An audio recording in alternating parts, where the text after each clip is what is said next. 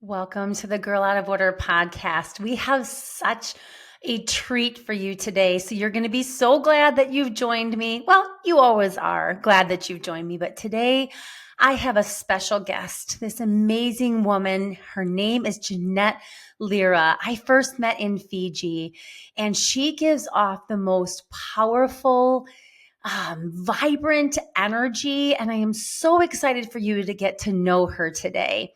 Jeanette, she is a self-described disruptor. She's a risk taker, and she is a force for change in the mental health world. Jeanette is a proud Hispanic entrepreneur. She's a therapist and a business mentor who refuses to play by the rules society sets for women professionals or dreamers. I mean, does she sound like a girl out of order or what? Jeanette has lived through unimaginable grief. She's walked through the fire of self-destruction, and she's emerged as a woman on a mission. And her mission is so aligned with this community and me personally. Her mission is to shake up the mental health industry, to empower professionals to own their worth, and to help people break free from the identities that no longer serve them. How perfect is Jeanette for this beautiful, beautiful community? She's going to tell you her personal story today about losing her brother and what grief did to her in terms of fueling her rebuilding of herself as a leader. She's a mama and an entrepreneur. Jeanette's journey is proof that transformation is always possible, even when the world tells you it isn't. So get ready today for Jeanette, because she's real, she's raw, she is untamed, and she is unapologetic. And I can't wait for you to get to know my friend, the amazing Jeanette Lira. Welcome to the show, Jeanette Lira. Hi, I'm so happy to be here. Thanks for inviting. Oh my gosh. I already did your intro, but I wanted to just once again reaffirm how blessed I feel to have you as part of my life. Oh, I love you so Oh much. my goodness. So, Jeanette and I met in Fiji. And if you've listened to the podcast for any length of time, you've heard my Fiji story. And it's so interesting because, Jeanette, when we were in Fiji, I think you were always on the other side of the room. Am I I think remembering so. correctly? I was always sitting by myself, like in the back or in the middle, because I came by myself. Yeah, Yeah. and I can remember, like, it's interesting, Fiji's this 10-day odyssey. If you've never been to Life and Wealth Mastery by Tony Robbins in Fiji, it's this 10-day odyssey where you do 5 days of life mastery, which is focusing on health and wellness. And then you do 5 days of wealth mastery. And I'm going to be really honest, I don't think I have any memories of you until wealth mastery. Mm-hmm. Yeah, I've always, believe it or not, so I used to be this very, very quiet person once upon a time. And whenever I get into like a new environment or I get into a group of people that I don't know yet, I will like revert back and observe. I love to observe. And so I Ooh. observe, I look at everybody in the room, I look at who's approachable, I look at who can I create a relationship with, like who's mirroring my energy, and then I go in and start making friendships. I love that. It's just something that I've learned, I think a protection thing from way back when, because when you're Mm. super quiet growing up and you don't talk to people at all, and then you turn into this other person who's um confident, has a voice, can speak, it's like you have to find the balance. Right. No, I love that. I love that. And what's so interesting about my relationship with this beautiful woman is I saw her again at the Own Your Worth conference by Lauren Lahav, where I spoke in 2024. And I remember seeing you, and it's like you were in the wrong place. And I remember when we saw each other, we're like, oh my gosh, when you have this shared experience, you just kind of like drawn together. And I gave her a ride to the airport, and I just remember having the most beautiful conversation with you, and you had said you were joining the True Legacy Collective, our mastermind with Lauren. And I was so excited to get to know you. And I got to be honest too, I didn't realize how much I would fall in love with you, but I truly have. Oh, I love that. I'm like, I love it when people fall in love with me. Well, you make it easy. But one of the main reasons I wanted to bring you on the podcast, Jeanette, is you you are just such a beautiful example of healing from trauma and using that trauma to propel yourself to live an authentic life. And so, what I'd like you to do before we dive into any conversation is just give our listeners a little bit of your background. Introduce yourself. Who the heck is Jeanette Lira? And I want them to know you as the human before we talk about anything with your business or where you're going with your branding. So, just tell us who you are. Absolutely. So I am a mother. I am a business owner and a friend, a daughter, all the things, but I'm also a licensed professional counselor and supervisor. So what that means is, of course, I am a therapist and I do work with individual clients to kind of help themselves get out of whatever little funks they're in. Because, like I tell them, I was like, we're all human and life isn't perfect. Life Mhm. is full of the ups and the downs. And the thing is like when you come to therapy, you're coming to get fixed, right? But there's no fixing. There's just identifying, recognizing, and working with what we got. And so that is what I do on a regular basis, but I'm also a supervisor. So, what that means is I train little baby counselors to come in and help the world. So, that's a little bit about what I do and not really who I am, but what I do. And who am I? I used to be someone that is not in this little screen here. And, oh my God, I guess about 12, 13 years ago now.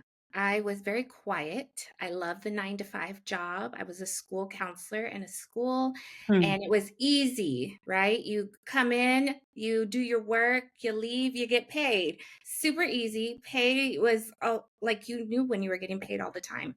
Mhm. And if anybody is like me, the way I was back then, I needed certainty. I needed to know I was going Mm. to pay my bills. I needed to know the money was going to be there. And people would ask me all the time, like, are you ever going to use your license and go out in private practice? I'm like, oh, I don't know. Like, I never know when I get paid. I don't know how to work with insurance companies. And so it took me a little while, but the thing that kind of pushed me to the edge, that like do or die moment where you're like, okay, Mhm. this isn't working for me anymore. I got to do something else. My brother died suddenly. So he had bipolar disorder and he was a wild man. I always say that he had 9 lives and that Mm. he just ran out of them. Like he was a wild human being. But he made everything exciting, which was wonderful. But the moment he died, my role in my family and in myself changed completely. I always say, like, I died alongside of him when they lowered him down. I Mm. I went too. And then I was reborn into somebody who didn't really care for a while. I wanted to explore. I wanted to Oh man, set the world on fire. I was doing risky things. I was trying to figure out who I was because when you lose that part of yourself that Mm. is so certain, I'm the Mm. caretaker. I have to make sure he's okay. I have to make sure that I'm okay. I've got to make sure that I'm the good kid because I'm the one that gets the stuff done right. Um, when you are able to drop that and become someone completely different, that is chaos, like literal chaos inside of you. Let me Um, ask you a question, if I may. yeah. Because I feel like this is something that almost every woman can relate to. Maybe not the loss necessarily, especially a Yeah. tragic loss of your sibling, but that moment where we just say enough.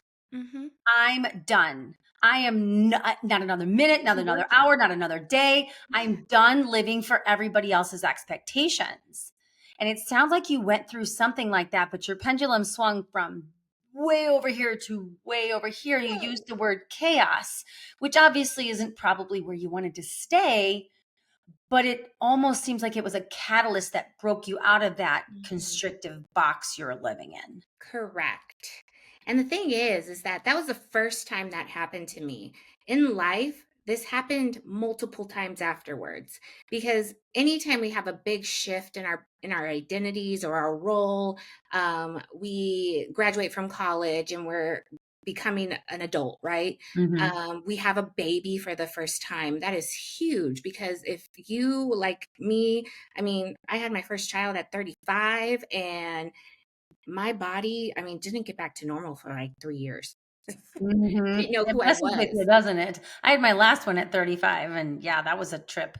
Yeah, but again, like my role, my identity shifted. I went from this person to now I have to care for somebody again. I have to be a mother. I have to make sure this person doesn't die. I'm like, what? And so it again, like it hits you again. But the thing is, I think the thing we have to remember is whenever we go through those moments, whenever we hit that wall and we're like, okay, this isn't working anymore. I Hmm. don't feel happy. I don't feel satisfied. I have this inner, I used to feel this inner like oh my gosh, energy. Like I'm Hmm. searching for something, I'm looking for something, and I was Right. never satisfied until I allowed myself to challenge that belief that I had that I'm a mother, I'm a caretaker, and you have to be this person in order to live that role. When I was able to challenge that and be like, well, hold on, Hmm. moms can pole dance too. Why not? Yeah, we'll Therapists, get to the pole dancing for oh sure. yeah, I do that too. Therapists can, I don't know, get on social media and talk about therapy. We can say that it's a good thing. I can climb a rock that could literally kill me if I felt like it. And I can walk across Spain, right, by myself without my kid. Those little things, those challenges are what helps you rebuild your new form of self. Let me okay, so there's so much to unpack there. I'm trying to figure out which one I want to highlight I because know. I what I want to be careful about is, you've done some like major challenges, right? Oh You've yeah. done like some big things and, traveling to Fiji alone, walking across Spain. You've become a pole dancer, which again, we will get to, little tease there. Mhm. But what I really want to ask you is when you were living in that chaos, help us understand at what point did you, I'm assuming you made a decision to go a different way. And Mhm. when you did that, what was the catalyst for you deciding chaos is no longer the way I want to live? Mhm. I'm going a different direction. What changed? And if you are speaking to a woman who's living in that chaos, what would you tell her helped you get out of that? Mhm. I think it comes back to that wall again. Like once you realize this isn't working for me. I was in that moment, if we rewind back or fast forward back to the moment where I became different from being quiet and the caretaker. Um, I was partying, I was drinking, and it just wasn't working. Mm, I wasn't productive. I wasn't doing the things that I knew that I could do. And again, that stirring kind of happened. Like mhm, there's something else, there's something more. And every time the stir happened, where like you're not settled and you know something, it just isn't working. I think all women have that like little sixth sense. And right. when it's not working and it's not serving us anymore, we might get Mm, anxious. We might struggle in sleep. We mhm, might feel mhm, a little depressed or a little bit like, what's happening here? Like, I don't fit in this mold anymore. In those moments, that's when you have to kind of step back and sit with yourself and mhm. ask yourself, okay, so if this isn't working, what do I have to do to step out of this and step into something that does work? And that's a really hard question to answer by yourself. So, highly recommend getting a support system, whether it's your best friend, whether it's Christine, she's an amazing mentor, whether it's a therapist that you Yeah, connect with, uh, a group of women that are similar in thought process, because all of us mhm, go through this. right, It's just we gotta be brave enough to say, "Hey, I'm having this thing. I don't know what I feel, right. and I know it's just not right, and I need some direction." I love that, and like I said at the beginning, like, when you and I were actually, is when you and I were talking before we started recording, the 3 pillars of Girl Out of Order is cultivating bravery. That's the first pillar, because if we're not going to cultivate that bravery, like, it's not like you can just say, today I'm going to be brave, although that can work, but it's about cultivating it. It's about building the muscle of courage, right? To face yourself in the mirror without that shame that can suck you under. Because it's But not just, easy to be brave.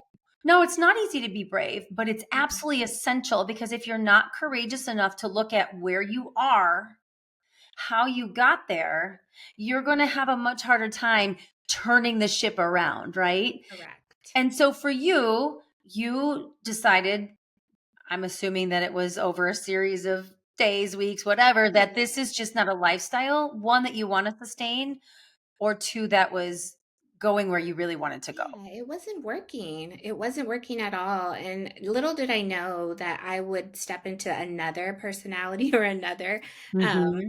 identity later on that allowed me to build businesses. But I felt like I wasn't confident and that I was seeking the wrong attention and it just wasn't working. Yeah. It almost sounds like I always tell people that I believe everybody has a God-shaped hole within them. Mhm. And when we are trying to fill that God-shaped hole with all these other things that just leave us still feeling that hole, we get to a point where we realize we need to follow the direction that our life is designed for. Yeah. And I wanted to make sure I didn't skip over what you said, because it's so powerful. And I've talked about it on this podcast so many times. It's the power of a tribe, whether it's a tribe of one other person or a tribe of a collective like our TLC Mhm. sisters. I am so much less prone to going back to those old patterns, because I'm in this group, because I am have these women in my life that are mirrors for where I know I'm supposed to go, and they Mhm. pull me forward. And that Yeah. was that instrumental And for they're you. watching you. Yeah, They're that's like, true. didn't you say you were going to do that thing? Like, I think you even told me before we started. So, how's that podcast going, Jeanette? It's not. I didn't ask it to hold you accountable, but it's true. Like, when you It see, is. yeah, and I think too, Jeanette, and maybe we can speak to this. It's like, I want to make sure that women don't tune this out if they don't have like these big grand goals, like our friend Sandy said. Like, I'm happy. I'm not looking to build a business. I don't know where I fit in here. Hear this, sisters. If you're listening, this is about your goals for you and what that looks like. So it doesn't have to be starting a podcast or starting a business or, launching this, that, or the other. It can Mm, just be simply taking care of your vessel, cutting that, absolutely. deciding to lovingly end that relationship that is not serving you, getting rid of toxic people, pulling people back into your life that you need. So it can be those small Absolutely. shifts, but they make massive changes, don't they? They really do. In fact, I was talking to a client this week and I was telling them, um, what would happen if you actually just focused on your four survival needs: water, food, Hmm. sleep, and movement? Are you doing that? I asked them. Hmm. And they said no. Well, they would be like, well, I did get 6 hours of sleep. I was like, is that your recommended dosage? And they were like, no. And they were like, well, I did do this. I was like, but did you do all four together? No. And I was like, if Right. you actually took the time, and this is a simple way to start, is focusing Mhm. on, am I drinking my 2 liters or whatever it is, the recommended amount a day? Am I eating enough protein, vegetables, and grains? Am I moving? Because movement we Mhm. take for granted. I am in a position, like literally, that I sit on a couch all day. Yeah. But I also make sure that in between every client, I get up and I go to the bathroom. People are always like, don't you have to go to the bathroom all the time? I was like, yes, that's why I go after every single hour. I don't think anybody pees that much. I do for a reason. Did you But guys hear that? Movement can be bowel movement. that too. It really helps in that situation. But if we literally focused on those four things, because I know the Mhm. majority of us, even me sometimes, I don't focus on that. Look, I'm drinking my Diet Dr. Pepper. Like, it's okay to have my splurges every once in a while, but I also know that I have my This is not coffee, by the way. It's water. Well, I that's so have, funny. I had my mug because we both have the uh-huh. same branding company. So I I got my cute little mug know. too. I'll get Oh, you a I wish I water. had it with me. Yeah. But like I have my balance. I got my soda and my water. So just reminding yourself that we don't always have to be perfect, but if we focus on those four basic things, Hmm. I mean, it can make such a drastic change in our lives, which Yeah. clears our brains from the chaos and allows us to be like, oh, okay, so what is next? Let me call my girlfriend up. Let me call Christine. Let me call whoever Hmm. and let me talk about it with them because now I have room to think about it. Right. I love that. And so you Mhm. found yourself at a crossroads, right? Mhm. And you made some major shifts in your life, right? I did. Tell me about when you think about major shifts that led you to, let me ask it a little bit differently. When you think about major shifts that you made that have led you to the point where you're an entrepreneur, a single mama, and launching your personal brand, can you point to one or two major shifts? And if it's okay if nothing comes to mind. I mean, I'm trying to read your face right now. I was like, uh-oh, I hijacked There's her. so many. There's so many. I Well, love pick it. Put me on the the top spot. 3 that these major shifts, whether it would be ending a relationship, beginning a relationship, leaving a job. Like, what major shifts changed your identity direction? Mhm. I think, like I said, life is ongoing and we're always molding into something else. However, at the beginning, one of my major shifts was a divorce. I Mm, was married to a man, and we actually got married maybe less than a month after my brother died. mm, So it's something that we probably shouldn't do. And we are friends today, and we recognize that somebody should have intervened there. And mm, nobody intervened for us. So somebody had to. And I was the one brave enough to say, I'm done. And I mm, literally gave him no choice. I went on a Friday to the lawyer. I asked for the paperwork. He was served. He wanted to talk. I said, no, I hmm, can't do this anymore. And I needed to heal. And he didn't know how to help me heal. hmm. That's So powerful. that was a big shift. And he will tell you, like, he went years hating me. And then one day, I want to say 5 years later, he was like, he called me up and he was like, I just want you to know that I'm not mad at you anymore. I'm like, okay, Okay, cool. good. Cool. But that was a really big shift. And then another big one, and like I said, like you said earlier, people don't have to have these huge shifts like I do or take these big risks like I do. Because at the beginning, I literally, one of the risks that I did, Christine, was go to a movie by myself. I Mm, went to a movie alone because I had never done anything alone before. Another one that I did before I did all these big crazy things was to go to a bar by myself and just talk to people and go without friends for protection. I needed to grow that piece of me to be comfortable talking to people. okay, can Um, you pause for just a second? yeah.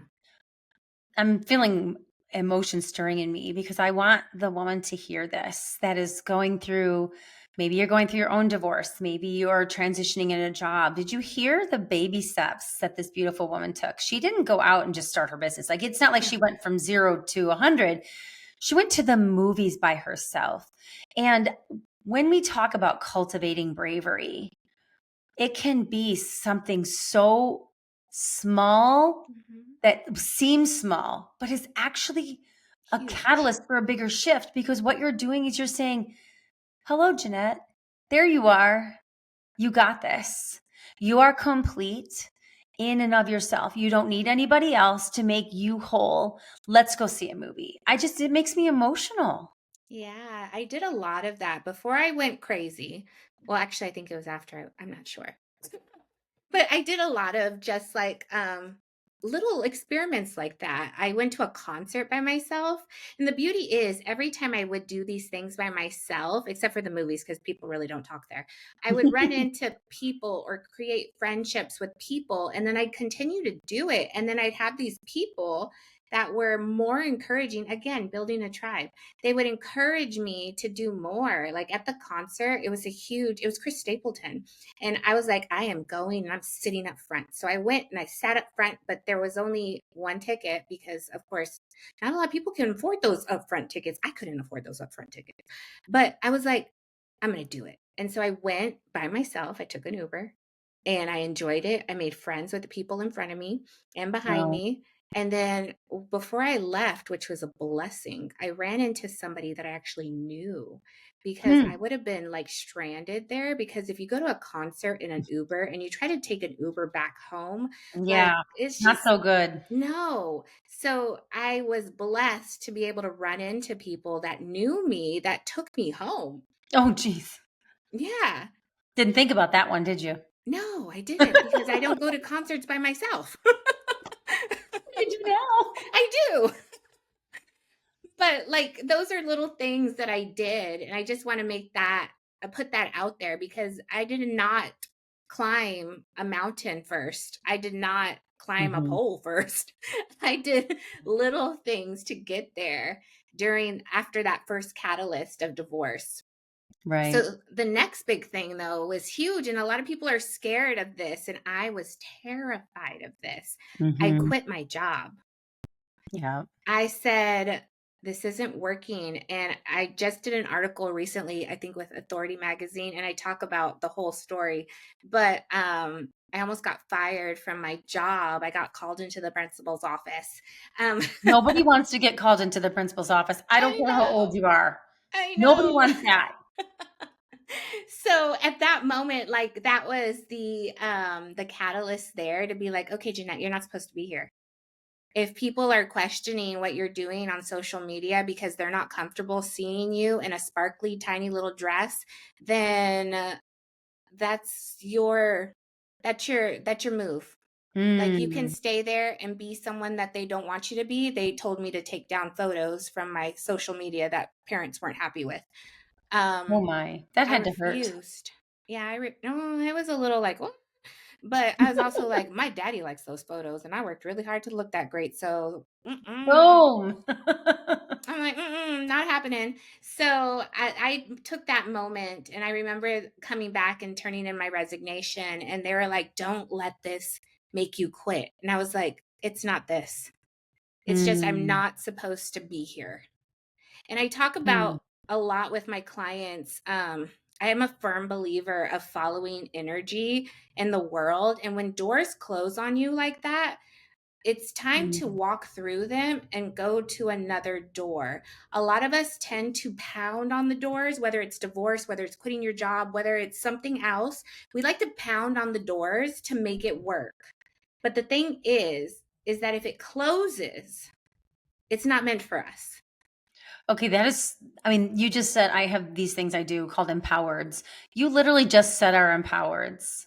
If you pound on the door trying to get in, you said it much better than thank God I'm going to have a transcript. You pound on the door trying to get in, but if it closes, it was never meant for you. I just love that. And following the energy, that is so powerful. So you quit your job, you move back Yeah. home. The energy was telling me, get Yeah. out. So I did. Um, I was living by myself in an apartment, but through quitting my job, I had an idea like the business. I was Hmm. like, I've got a license, I'm a counselor, I can do this. And so I Googled how to start a business, did you and it was did you born. people hear that? She Googled how to start a business. Like it's not like she went and got a PhD or an MBA. I have She Googled nothing. how to start a business. Yeah, I knew nothing. I knew nothing. I even at the beginning hired like one of those online teams to create my first LLC until a friend of mine was like, "Girl, you can do that by yourself." And I was like, "Oh, Yeah. what? Okay."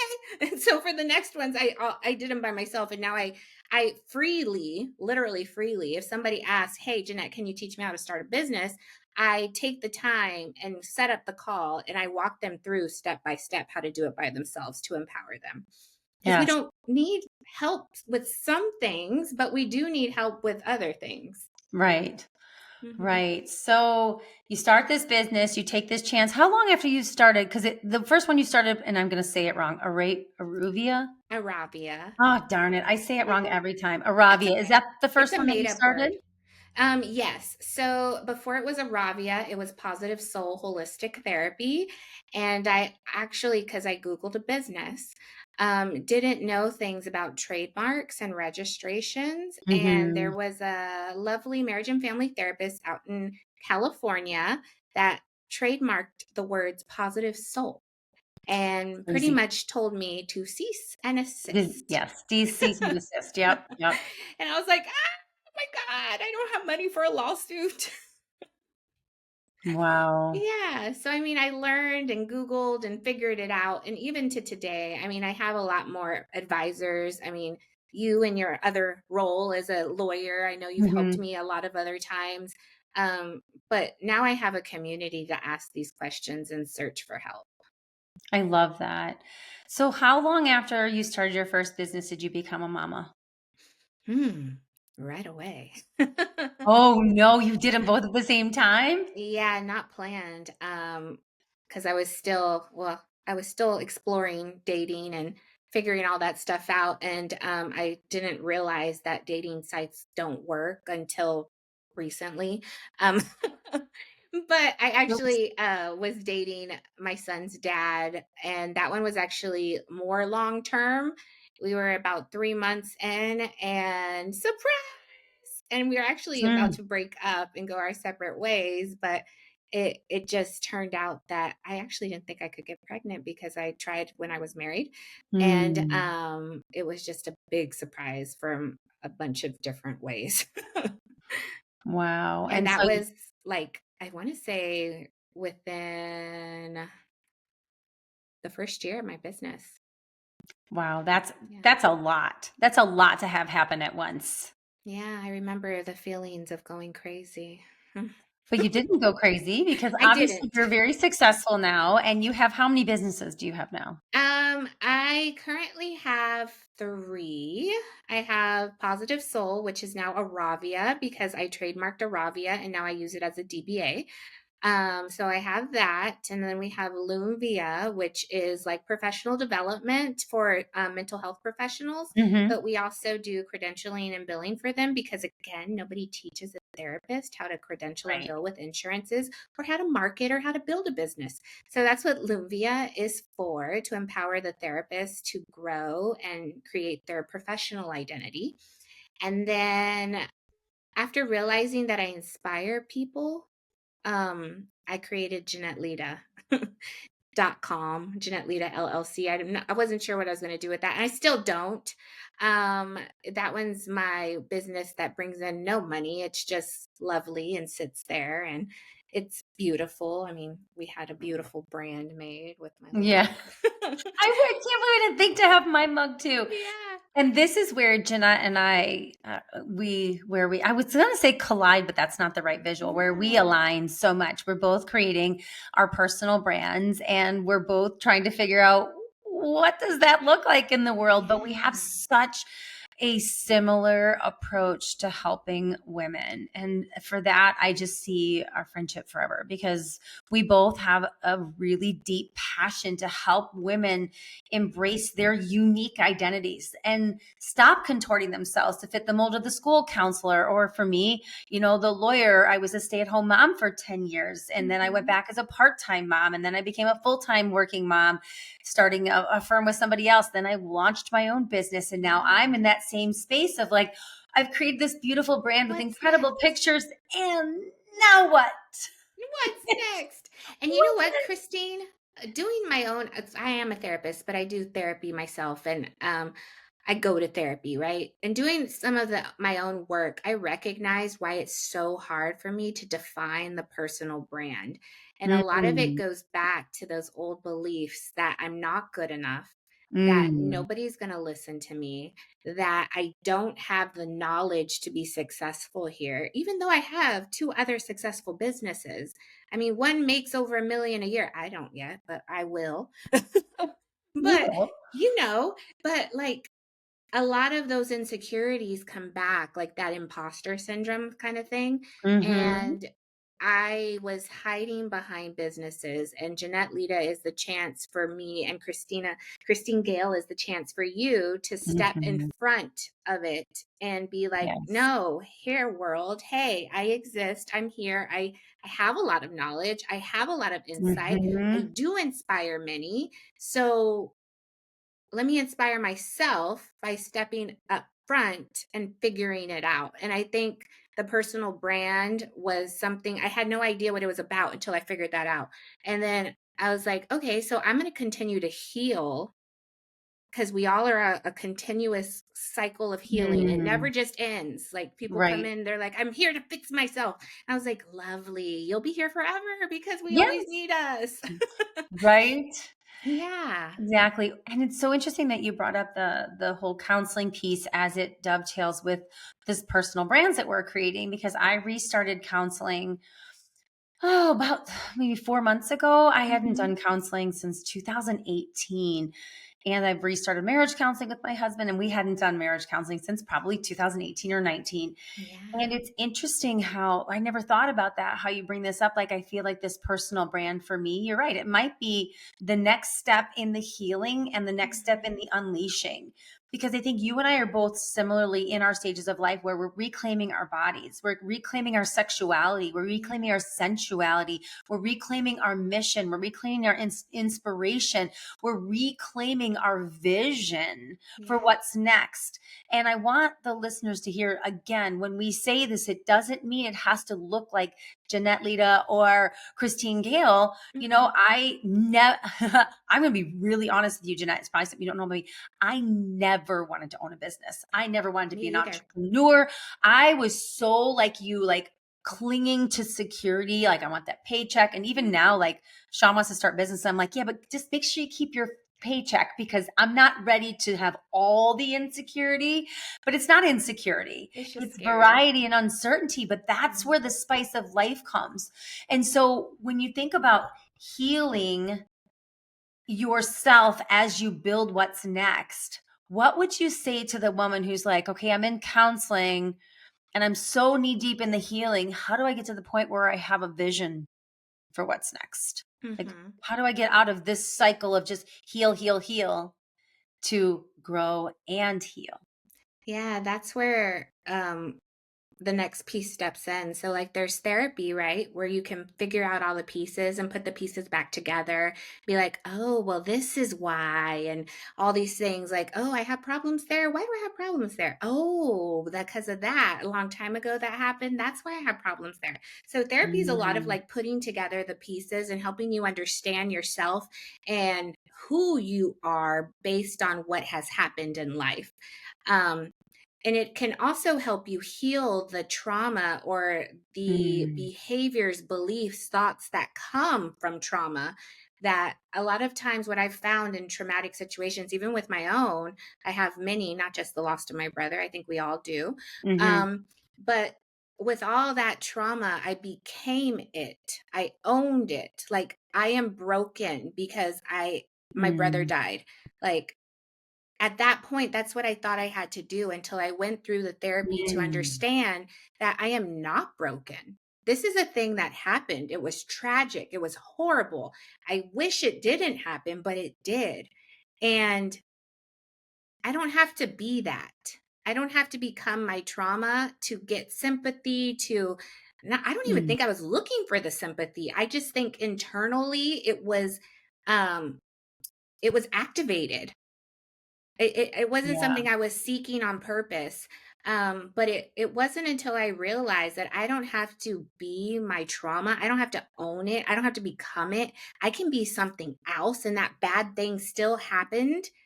Mm, I'm like, oh, mm, when we let that go and we detach from the bad things that happen to us, we are able to take that next step. And that's the first step in figuring out. Go to a therapist, figure it out. It's really hard to find a good therapist. So, I mean, shop around if you need to.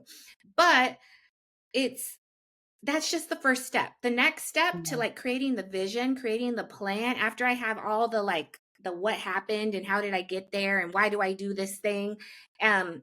then it's time for coaching.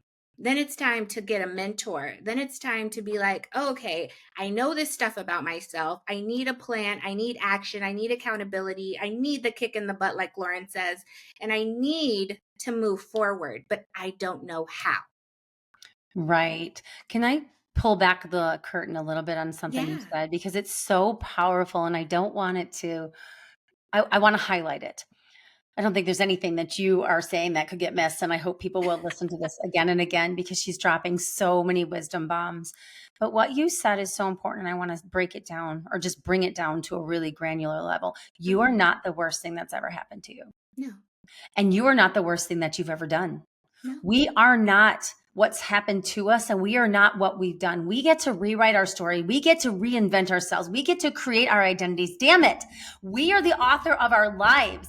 This Yes, woman is sitting ma'am. before you as the most incredible, one of the most incredible examples of a woman who could have been broken by life circumstances, but made a decision in that moment to say, I'm taking back the control over my life. I am not letting my circumstances define me, and I am going to invent, Hmm. create, live into, and manifest the life of my dreams. And that's what Yes, I've been ma'am. watching unfold in you.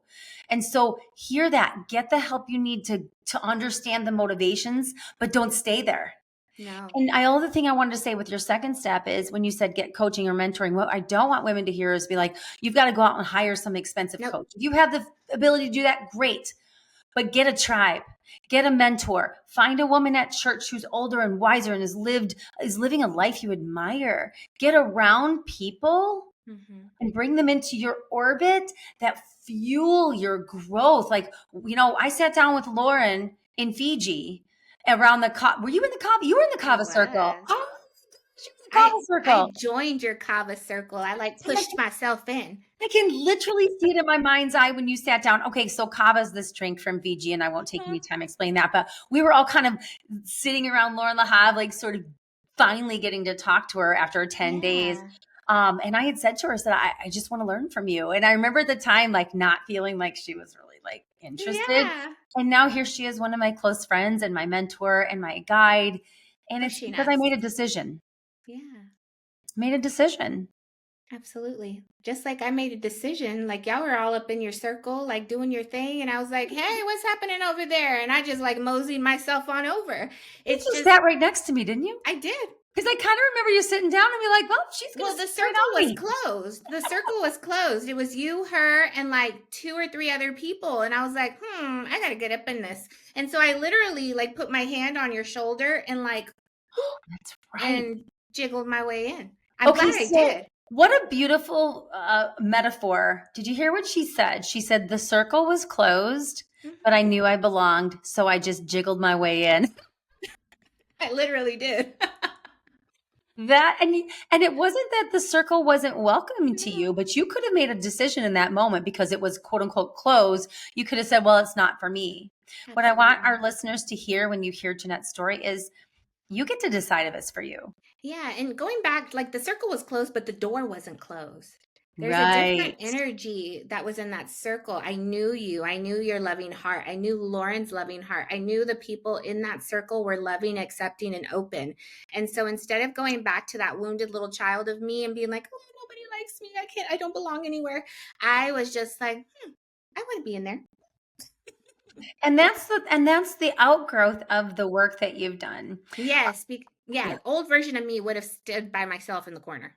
Well, I am so glad that the new version of you is here. And before we start wrapping up, I wanted to particularly highlight something in your journey because, as we talked before we hopped on, the third pillar of Girl Out of Order is building bridges among all women, no matter Mhm. how different they are from one another. And I know something that you shared in one of your recent articles was just how proud you are to be a change maker in the Hispanic women's community. So I wanted you just to share a little bit with our community, what that means to you, how that fuels your mission and the changes that you see you're uniquely making because of your approach, your identity. Just go ahead Yeah. and share a little bit about that part of your journey. Yeah, I mean, there's a lot that kind of goes into all of that. But the most, I guess the biggest thing I can say is that I have to give that to my parents. From the beginning, my dad came from Mexico. He was an immigrant. He only spoke Spanish. My mother picked cotton in Victoria, Texas, and only spoke Spanish. Mm. They were in school and got punished for speaking Spanish and not speaking English. When I first started school, they put me in a bilingual class, and I did not even know Spanish. Um, I think a lot of the world, even now, like I don't watch administration stuff. I don't watch president stuff. I live in my own bubble because I refuse to allow what's happening around me to affect me in a negative way, because they're saying all these things like sending us back to Mexico and all the stuff. But you know what? They've been saying that forever. They've been saying it forever. And I mean, we're still here. And I think a lot of me and owning that Hispanic powerful identity of mine, even though I do not speak Spanish, I do speak a little Spanglish. Se habla español, pero poquito. I'm not really good at it, but in the DR, I mean, I got by with that in You Google. were really helpful in the DR because we were kind of like, woo. Yeah, but I'm not from Mexico, and I'm American, and it's really hard to be Mexican American in the United States because we don't fit in either place, and we're kind of Mm. like in the middle. And so a lot of my transformation and becoming who I am today is to let people know that we don't have to live by the stigma or by what people say or what people believe. We don't have to buy into all of that. We can just be. Like, I choose to live in a bubble. I never know what's happening in the world, and that's probably not a good thing, but for me it is. And I don't care what people think about it. Do I vote? Yes. Do I know those things? Yes, but only because people tell me about them. And then I make my own decisions and go with that. But I've never been one to follow the rules, Christine. I mean, you've Hmm. probably seen that. I mean, Hmm. it's just I do whatever feels right, and I go wherever the wind blows. But um yeah, I mean, there's been challenges in just being a female trying to Yes. start a business. Not just that I'm a Hispanic female, um, but as just a female, it's hard sometimes until you tell yourself it's not and it shouldn't be, and then you put that foot forward and step forward and tell yourself, well, shoot, if they can do it, why can't I? Absolutely. And, I know you and I both just completed interviews for Authority Magazine, right? Mm-hmm. When you said it took 7 hours, you were not kidding. I can't tell you how much time I spent on this article, and it was My about whole freaking life. navigating the challenges as being a right. When I said, oh, sure, I'll do it, I had no idea. But it's navigating the challenges of being a powerful woman and how it affects your life, your personal and professional lives. And you're right. As I started to really pull it apart and think about in my life, all of the ways that being a female in business and being a strong, powerful female, how much society resists that, Oh yeah. even if it's unconscious. I tell the story in my interview about the time when this old man attorney was screaming in my face in front of the bench, in front of the judge, all men everywhere, screaming in my face, called me a crybaby, and then said, I'll know more about the law than you'll ever know. And I looked to the judge and I was like, Your Honor, could you please admonish counsel? And the judge, who is a wonderful man, did not mean it to be demeaning, but he said, apologize to the young lady. And I was like, Good. no, Yeah. but young lady, I'm not a young lady. I I'm am a a freaking badass lawyer. attorney who belongs in this spot. But it's like, even those subconscious, like biases, I'm sure that you've experienced not just as Oh a yeah. woman, but as a Hispanic woman, even if somebody isn't overt about it, right? Mm-hmm. I think I experienced it a lot more growing up than I choose to acknowledge maybe now. I Mm. don't pay attention to any of that. I think even I posted myself on a poll, doing a pole dance, and some random person that I don't even know was like, what are you trying to do? Like, what's the purpose behind this? And I was, and I was like, to empower, to tell people that they can be a woman, dance on a pole, and it's not shameful and it's beautiful, and you can own your own femininity that way. And I just went off and I was just like, screw you. Yeah, and yeah, as we wrap up too, I'm just like, I hate even wrapping up this conversation because I'm We could talk forever. I'm so excited that we get to spend time in Vegas. So we'll have lots of time to talk Coming up. coming up. But I wanted to, first of all, honor you for being an example of authenticity, for being an inspiration to women that you can get pregnant and it doesn't have to derail your dreams. No. You are an example of somebody who has navigated just searing trauma and loss and made a decision to go a different direction. But you didn't do it in a vacuum. You sought the Mm-hmm. help. You invested in yourself. You got around people. You opened up a circle and you jiggled your way in because you understand your worth, your value, your calling, your equipping, and you're here to make a difference. Yes. And you're doing just that. And I'm so grateful. Yes. And I'm just glad that I was able to open my eyes and to be able to see that there's another way, because there's always another way. And I think we forget that. We get so blinded by that we have to fit this box, and you don't. There's always another way. I have women that come to me like, "Oh, I can't quit my job yet and do private practice because I want to get pregnant and I want to do this thing." I was like, "Honey, I got pregnant during my first year and I walked around that office with breast pumps, and I brought my kid and I did telehealth and I had the baby here. Like, I made it work, because when you have a desire, and even if you don't know what the desire is yet, because a lot of us don't, but Mm, when you have that desire, that calling, that's something inside of you that's like, this isn't working and there's something more. And I guarantee you, every single person in the world has it. It's just, do you have the bravery? Do you have the courage to open it up and figure out what it is, put mhm, together the pieces, and then create the plan to move forward? And I was not always successful in creating these plans. I have failed a gazillion times. I made an app, spent thousands of dollars on it. It didn't work. I threw it in the trash. I created mm, another business. It didn't work for me. I'm selling it. I mean, it's little things that it doesn't always work, but we can't use that against ourselves either and say, mhm. "Oh, I failed. You're right. I'm not good enough." No, that's not it. It's having to sit with it and be like, "Where did I go wrong? And what can I do to fix it so it doesn't happen again?" A It's thousand just, percent. I'm just grateful that I could open my eyes, and all of us can. It's just, when are you ready to do it? And who is going to be in that support circle Mhm. while you do it? Because you do Right. need support. 1,000%. I love that.